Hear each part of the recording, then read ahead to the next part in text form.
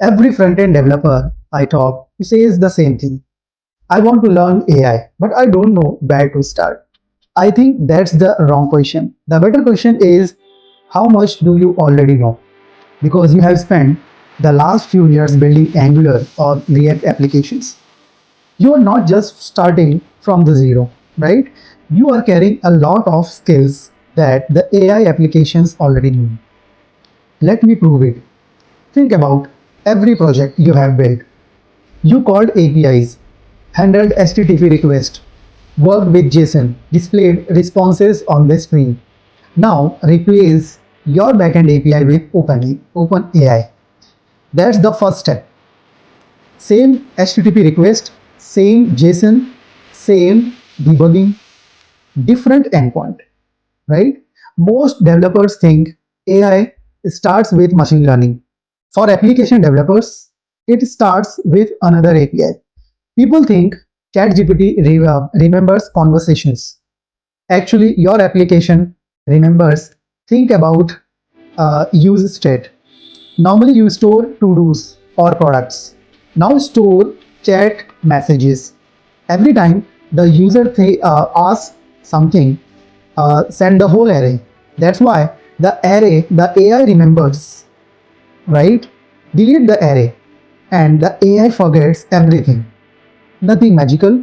Same state management, different use case. Now imagine your manager uploads a huge company handbook. Do you train ChatGPT? No. That surprised me too. Your application simply searches the document, finds the relevant paragraph, sends it with the user's question. Done. That's the RAG, right? Forget the fancy name. Think of it as a search plus API. So what do you actually need to learn? Not everything, just the missing piece. A little Python, how to call OpenAPI, how to call OpenAI, how to write good prompts. Then build projects. Don't spend months watching tutorials. Build while learning. That's how you will understand AI much faster. When I started learning AI, everything was scattered.